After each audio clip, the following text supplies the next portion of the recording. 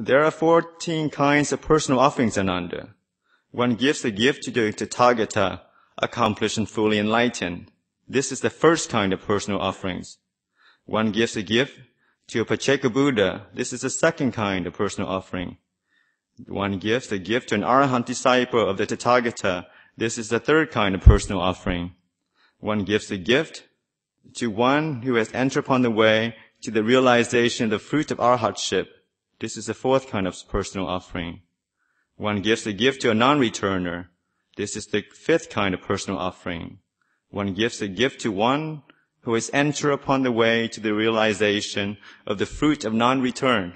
This is the sixth kind of personal offering. This is all personal offering. And he goes down from the once returner to a stream enterer, to the one, enter upon the stream entry.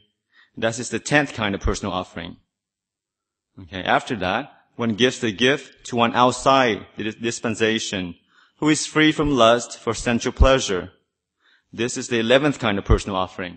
And here the note explains that this is a person who is not a Buddhist, but still is able to attain the jhanas and the kind of worldly knowledges, the usual psychic powers, divine eye, divine ear. But he's not enlightened and he's not within the Buddhist dispensation. But it's still worthy of offerings, you see. And then he goes down to, one gives the gift to a virtuous ordinary person. This is the 12th kind of personal offering. One gives a gift to an immoral ordinary person. This is the 13th kind of personal offering. And then one gives a gift to an animal. This is the 14th kind of personal offering. So it goes all the way from the perfectly enlightened Buddha, all the way down to an animal. And these are the different types of personal offering.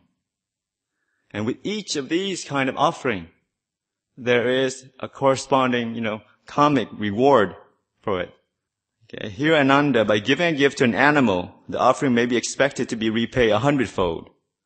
By giving a gift to an immoral ordinary person, the offering may be expected to repay 1,000-fold.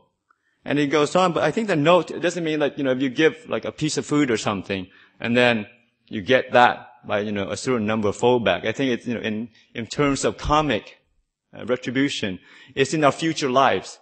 Then your next 100 lifetime, you get it back in one form or another. And with that, I think I'd like to tie it up with kind of other suttas regarding the karmic consequences of giving. This one is quite nice. It's in the anthology by Bhikkhu Bodhi. And it's the chapter on the way to fortune rebirth. And I think most people are kind of obviously already convinced of the merit made by dana already. But it's interesting, this is what the Buddha has to say about it. He says, "O monks, if people knew, as I know, the result of giving and sharing, they would not eat without having given, nor would they allow the stain of stinginess to obsess them and to take root in their minds. Even if it were their last morsel, their last mouthful, they would not eat without having shared it, if there were someone to share it with. But monks, as people do not know, as I know, the result of giving and sharing, they eat without having given. The stain of niggardliness obsesses them and takes root in their minds." Okay? So it says, even your last morsel, if you knew what great benefit it would, you would even give that away to share with somebody else. And then this is the chapters of the 5 in the Anguttara Nikaya, the benefits of almsgiving. Okay? It says, on one occasion, the Blessed One was dwelling in Savatthi in Chetas Grove at Natapindika's monastery. At that time, Princess Sumana, with a following of 500 court ladies in 500 chariots, came to see the Blessed One. Having arrived, she paid homage to the Blessed One and sat down to one side and said, "Lord, suppose there are 2 disciples of the Blessed One who are equal in faith, equal in virtue, and equal in wisdom. But one is the giver of alms and the other is not. Then these 2, with the bodies break up after death, will be reborn in a happy state, in a heavenly world, having thus become devas, O Lord. Would there be any distinction or difference between them?" Okay, so this is 2 monks having the same level of faith, virtue, and wisdom, which are the 3 kind of characters that people quantify where you are along the path. So same faith, same virtue, equally good in precepts and same wisdom. And the Buddha answers her, there would be Sumana, said the Blessed One. The one who has given alms, having become a deva, will surpass the non-giver in 5 ways: in divine lifespan, in divine beauty, in divine happiness, divine fame, and divine power. Okay? But if these two, Lord, passed away from there and returned to this world, here, would there still be some distinction or difference between them when they become human again? There would be, Sumana, said the Blessed One. The one who has given alms, having become a human being, will surpass the non-giver in 5 ways: in human lifespan, in human beauty, in human happiness, in human fame and power. Okay? But if these two, Lord, should go forth from home into homelessness, would there still be any distinction or difference between them when they are monks? There would be, Sumana, said the Blessed One. The one who has given alms, having become monk, will surpass the non-giver in 5 ways. He is often asked to accept robes. It is rare that he is not asked. He is often asked to accept alms food. It is rare that he is not asked. He is also often asked to accept a dwelling and medicine. And further, his fellow monks are usually friendly towards him in deeds, words, and thoughts. It is rare that they are unfriendly. The gifts they bring him are mostly pleasing, and it's rare that they are not. It's just interesting, living in a Sangha of monks, you can see that. The monks, basically, some monks, well-behaved and kind of equal in this certain aspect. But certain monks, for some reason or other, do get a lot of things offered to them. A lot of people, feel inspired, and they get lots and lots of offering. And on the external, they may seem like, it's hard to tell. But then you reflect, maybe it is true. That it's just past karma. That certain monks do get lots and lots of offering, without having to work very hard this lifetime.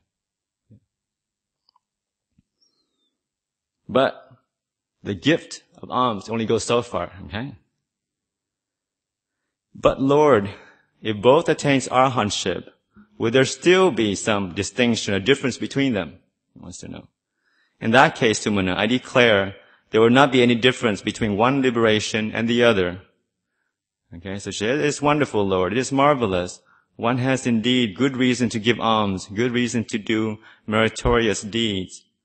If they will be of help to one as a deva, of help as a human, and of help as a monk. Okay? But like I said, I've seen, looking many faces here, long-time supporters of the monastery and BSWA and the kind of nuns monastery. So I don't think you need to be convinced too much of this kind of Dharna Bharami. That's why I'm not focusing too much on this. I know in kind of traditional Buddhist countries, it's very well conditioned that people give instinctively and find a lot of joy and happiness. But sometimes it does go over a bit over the top. You probably don't know this, but sometimes, the scene on the Bindabat table at Bodhinyana, sometimes you're very sensitive. Some people want their dana at the beginning of the table only. That way monks get, first thing they say, they usually take. And then sometimes you move it, you're in big trouble. They yell at you. So you can see that, okay, it's good to give, but you have to remember the purpose of the giving. And it's in letting go. It's not another thing to attach to, rites and ritual. Giving is letting go and allowing, things to happen and to have kind of watch the mind state. I know that everybody says, okay, you want to make an offering. So with most of us, we want to to maximize the merits that we're making. And, obviously, find out what the monks like or something. That way the food or the requisite would be used. So it's helpful. But, also just check your state of mind. It's like it is. It's towards letting go and generosity and not to cling into, the result. If you make it really, you put a lot of effort into make a nice dish. That's good. Whether the monks take it or not, that's just the last 5 or 10%. The 90-95% of the karma is made through the intention already. Of buying the food, of putting all the efforts in cooking it, and bringing it to the monastery. And not to let, whether the food is being used or not, to ruin your whole day, because it's not being touched or something.